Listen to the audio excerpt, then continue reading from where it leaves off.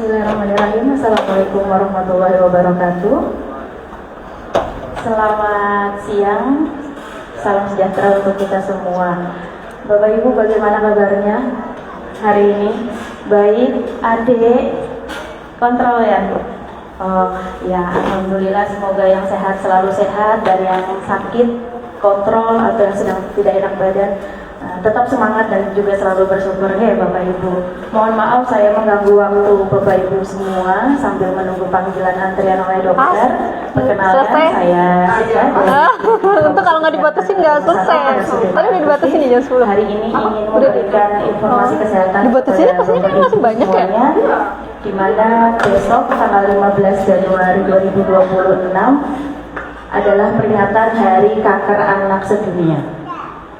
Ya mungkin ini penting untuk Bapak Ibu yang sudah memiliki anak, bahkan mungkin yang ibu-ibu yang sedang hamil yang akan mempunyai anak. Ya, mungkin bagi Bapak dan Ibu di sini semua tidak asing dengan penyakit kanker. Apa sih yang ada di bayangan Bapak Ibu semua? Penyakit kanker itu bagaimana? Menakutkan ya Bu ya. Apa lagi? Menyeramkan, menakutkan, dan mematikan ya Bapak Ibu. Dan yang kita tahu biasanya penyakit kanker itu biasa menyerang pada usia dewasa ataupun usia tua. Tapi ternyata penyakit kanker juga bisa menyerang anak-anak. Dan hari ini kita ingin membahas nih masalah kanker pada anak. Mungkin ada Bapak Ibu yang tahu penyakit kanker pada anak itu contohnya apa aja? Ada yang tahu? Bapak, Ibu,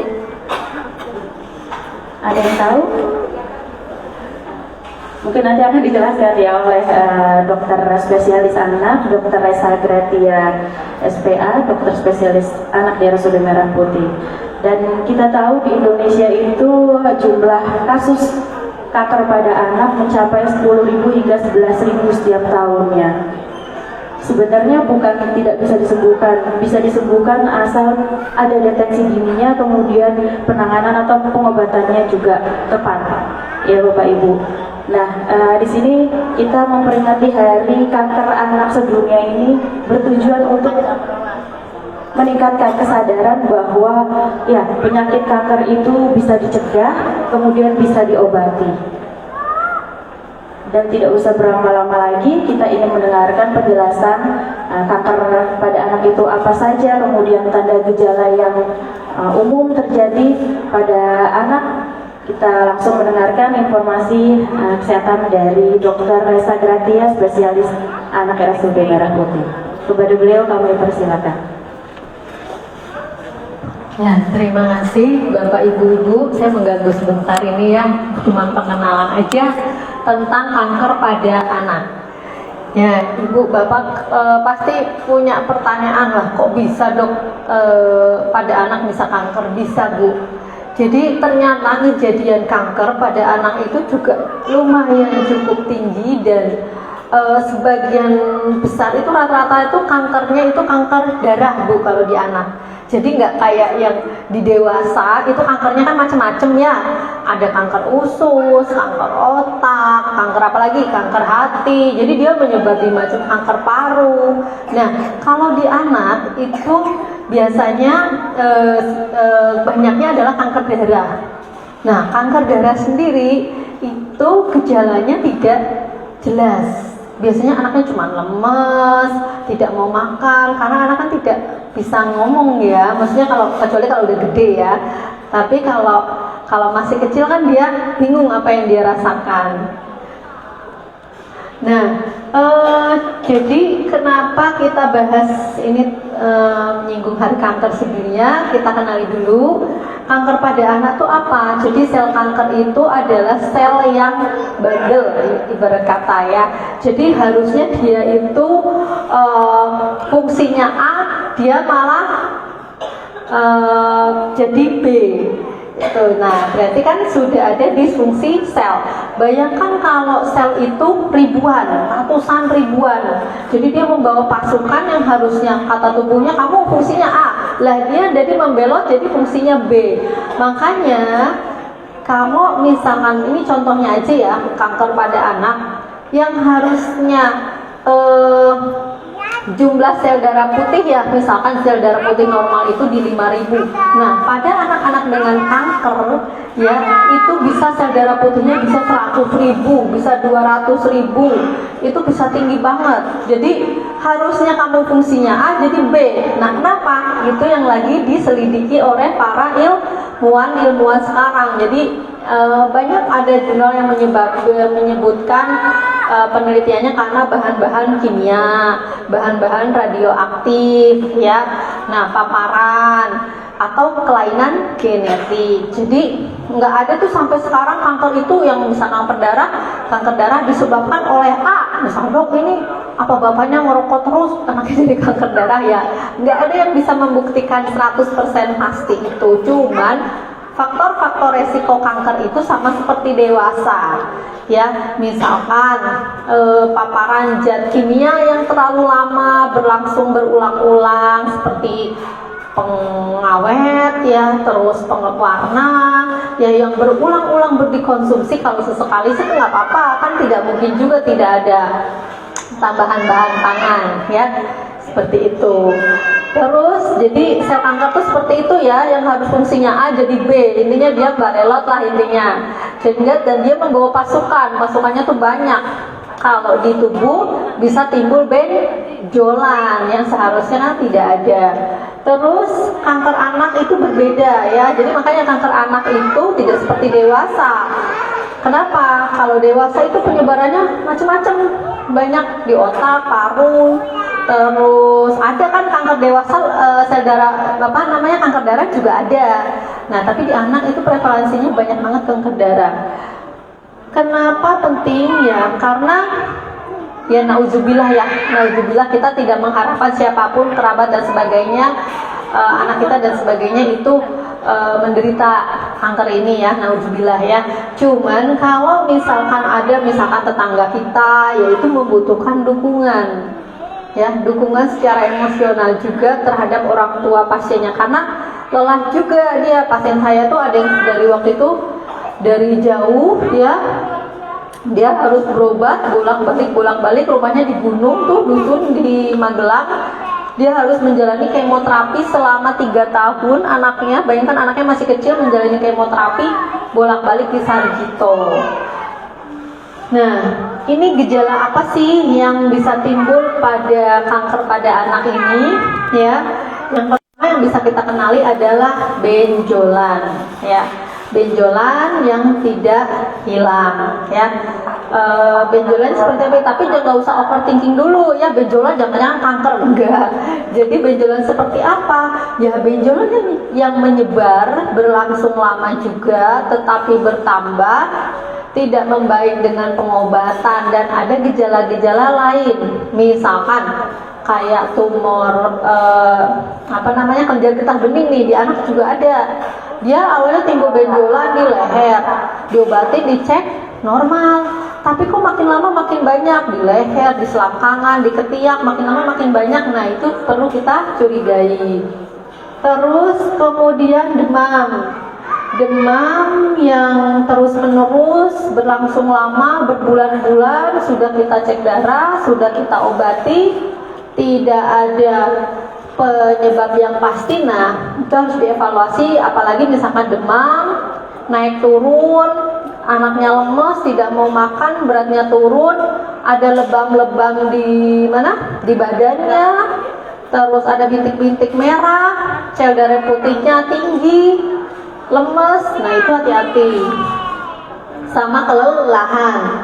Jadi biasanya kalau anak yang lemes, terus pucat, terus makan minumnya berkurang, hati-hati ya. Kadang-kadang tidak terdeteksi. Tahu-tahu saya waktu itu pernah punya pasien HB-nya cuman 3 sampean ya, jadi sampai rendah sekali itu anaknya lemas. Nah, jadi mengenali gejala kanker itu perlu kita ingatkan bahwa hati-hati benjolan, demam, kelelahan, tidak naik berat badan, anaknya lemes, itu tetap harus dievaluasi dan harus dikonsultasikan kepada dokter anak atau dokter yang dekat-dekat fasilitas kesehatan lah intinya ya. Oke, nah pengobatannya tuh gimana sih? Kanker itu ya sebenarnya tergantung kankernya. Cuman rata-rata kan sekarang itu pengobatan kanker dilakukan dengan kemoterapi.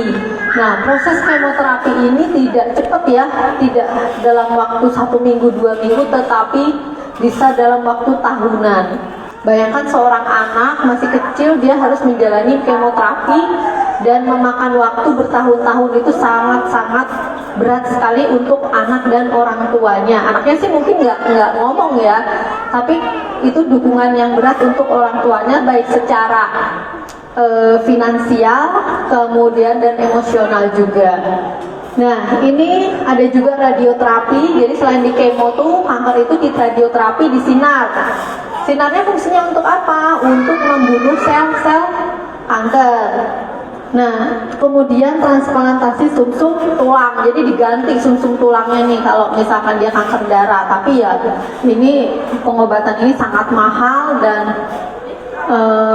mungkin di Indonesia tuh, ini di luar negeri ya rata-rata dilakukan. Jadi di Indonesia rata-rata dilakukan kemoterapi dan radioterapi. Nah, ini dukungan untuk anak menderita kanker nih, kalau ada di sekitar kita, tetangga kita, misalkan ponakan kita atau siapapun ya, kita harus mendukung keluarganya, kemudian menjadi temannya dan memberi semangat. Jadi kalau ada kerabat atau siapapun tetangga, kalau anaknya ada apalagi pengobatan kanker tuh jangan digosipin ya, jangan dicari, maksudnya jangan lu gini. Nah, justru kita memberi dukungan yang apa, kita bisa mendukung ibunya, orang tuanya, karena orang tuanya sendiri sudah stres dengan kondisi anaknya ya. Jadi keluarga menjadi teman dan memberikan semangat. Oke, jadi untuk kita harus mengenali gejala kanker, terus kemudian mendukung ketika ada siapapun, kerabat atau siapapun yang menderita kanker gitu. Mungkin ini kita masih jauh kayak nggak mungkin kayaknya, tapi ada loh. Dan itu karena pengobatan kanker itu kompleks dan itu rata-rata terpusat di Sarjito kalau di sini ya. Jadi nanti kalau ibu main misalkan lagi berobat tuh, itu banyak itu anak-anak yang menderita kanker itu ya. Oke, sekian dari saya. Mungkin akan dilanjutkan Mbak Siska. Hanya jawab ya, Dok. Oh iya. Dokter, untuk kanker pada anak ini kan banyak sekali nih yang datang ke fasilitas kesehatan sudah dalam kondisi yang tidak stabil, yang sudah parah lah. Nah, itu gimana dok? Caranya biar kita mengedukasi kepada masyarakat agar bisa mengenali sebenarnya tanda-tanda atau gejalanya kanker pada anak ini. Karena ya kita tahu tadi, kalau misalnya sudah parah baru berangkat atau berobat ke fasilitas kesehatan. Nah, maka itu kita ingin tahu nih gimana dok? Ya, jadi tadi yang saya sebutkan tadi itu gejala-gejala yang paling gampang ya. Jadi kalau ada gejala nih, anak demam terus menerus sampai berbulan-bulan, sebulan lah ya, itu jangan, hati-hati, jangan didiamkan. Rapopo paling mari, demam mari. Ada benjolan ya diperhatikan ini benjolannya nambah apa enggak, terus kemudian benjolannya membesar apa enggak. Nah, itu tetap kita harus memperhatikan anak kita atau siapapun yang misalkan kerabat, keponakan dan sebagainya. Dikasih tahu aja nggak apa-apa. Misalkan ponakan kita ya, ke ibunya mungkin, Mbak apa siapa ini, nanti ini dicek wae, ini diawasi benjolannya ya tambah besar tambah banyak, mungkin bisa dikonsultasikan ke dokter atau fasilitas kesehatan yang terdekat. Kalau sekiranya di fasilitas kesehatan misalkan puskesmas perlu pemeriksaan lanjutan, akan kita periksa. Terus kemudian anaknya lemas, nggak naik beratnya, pucat, nah itu minta tolong dibawa ke fasilitas kesehatan yang terdekat, dikonsultasikan. Jadi jangan sampai, saya waktu itu pernah dapat pasien sudah gede, jangan sampai baru tahu kalau anaknya kanker darah. Jadi tidak tahu kalau anaknya itu lemas itu karena kanker darah. Gejalanya cuma lemas, sampai anak itu tidak mau sekolah karena lemas, ya. Itu hal sepele kan, lemas, ya. Ternyata HB-nya rendah. Nah, jadi jangan ragu, di Merah Putih sendiri kalau misalkan kita mau screening, pemeriksaan lab ada, pemeriksaan darah ada, pemeriksaan ronsen juga ada, ya. Jadi tetapi kalau misalkan menggunakan BPJS sesuai dengan prosedur dulu.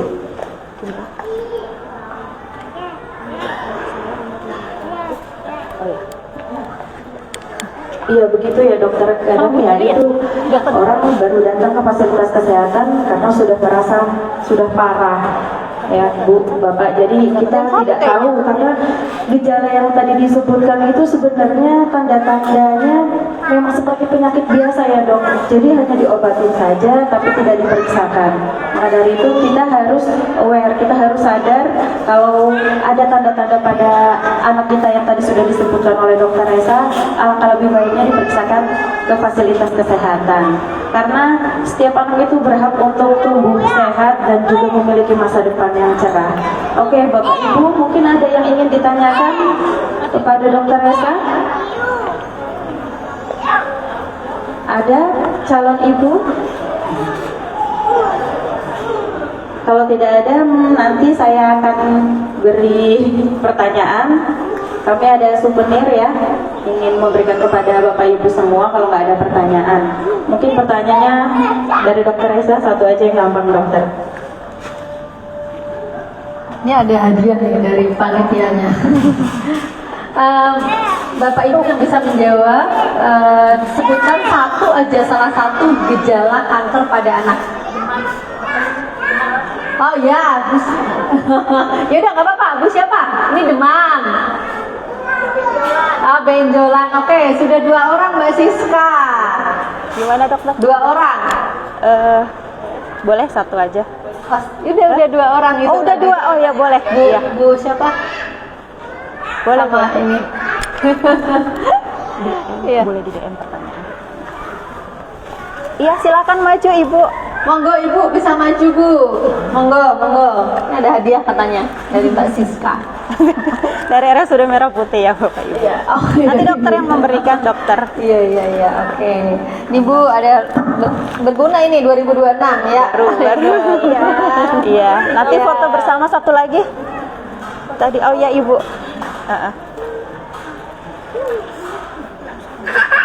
Iya, satu lagi. Nanti dulu Iya. ibu foto bersama dulu.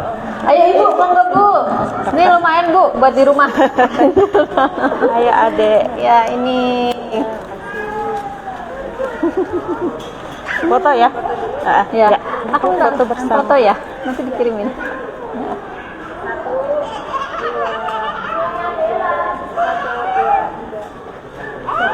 Oke, terima kasih dokter. Fotoin slide kankernya ya. Iya, udah tadi dokter. Aku udah difoto. Udah. Yang pas nerangin. Iya, ada dok. Dikirim ya. Iya, oke siap dok. Oh, ada pertanyaan dok dari Instagram. Oh boleh. Iya.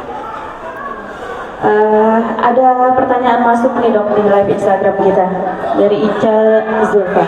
Dok, anak saya dari umur 6 bulan ada benjolan di belakang telinga. Saat ini usia 20 bulan, BB-nya 11 kilo. Benjolan belum hilang sampai sekarang. Apa yang harus saya lakukan terlebih dahulu? Enggak dokter. Dengan Bunda siapa namanya? Ica. Bunda Ica ya. Benjolan ya betul. Dan ini kita harus aware dulu ya benjolan itu ya. Kalau benjolan di belakang telinga kita lihat dulu benjolannya itu seberapa besar ya. Misalkan sebesar biji kacang atau apa namanya malah sebesar telur puyuh gede gitu, dan berapa benjolannya. Benjolan di belakang telinga itu bisa disebabkan oleh beberapa faktor ya. Yang pertama itu bisa disebabkan oleh faktor infeksi di sekitarnya ya, misalkan infeksi telinga, tenggorokan, kepala, gigi dan sebagainya. Kemudian kalau benjolan itu kecil ya, hanya sebesar kacang dan tidak bertambah ukurannya, itu nggak apa-apa, diobservasi saja. Kemungkinan benjolan itu adalah sisa dari infeksi sebelumnya. Jadi biasanya kalau anak infeksi itu kan benjolan itu kan kelenjar getah bening. Nah, itu akan bereaksi ketika anak terpapar dengan infeksi, dan itu tidak ada apa-apa, tidak ada masalah. Kecuali yang sebagai catatan apa? Benjolannya seperti apa? Benjolan itu membesar, benjolan itu banyak, bertambah banyak semakin dia bertambah dengan umur, dan ada gejala-gejala lain, lemes, nafsu makannya menurun, terus BB-nya malah turun-turun terus, bukannya tidak nambah tapi malah turun-turun terus, pucat, kemudian ada lebam, bintik-bintik merah. Nah, itu yang harus kita waspadai terhadap kanker. Tapi kalau misalkan benjolannya segitu-gitu aja, anaknya fine, ya nggak apa-apa. Kalau misalkan ada yang seperti itu, bisa dikonsultasikan ke fasilitas kesehatan terkait, ya. Begitu, semoga terjawab. Dari Bunda Ica, nanti bisa DM ke Instagram RSUD Merah Putih untuk mendapatkan souvenir dari RSUD Merah Putih. Mungkin itu saja Bapak Ibu yang bisa dapat kami sampaikan. Kurang lebihnya mohon maaf, semoga menjadi manfaat buat semuanya, bisa disebarluaskan kepada keluarga, sanak, tetangga, dan saudara. Sebelumnya terima kasih banyak Dr. Resa Gratia, spesialis anak, atas edukasinya pada hari ini. Dan untuk Bapak Ibu semua, Poliklinik Anak ya buka tiap hari dari Senin sampai Sabtu. Ada Dr. Resa Gratia, Dr. Arta, dan juga Dr. Juliani. Itu saja dari kami. Terima kasih atas perhatiannya. Mohon maaf dan selamat siang. Wassalamualaikum warahmatullahi wabarakatuh. Iya dok, iya nanti saya kirim langsung. Makasih banyak dokter. SKP Laporannya, kalau laporannya bukan laporannya, ini loh foto. oh fotonya ya, nanti juga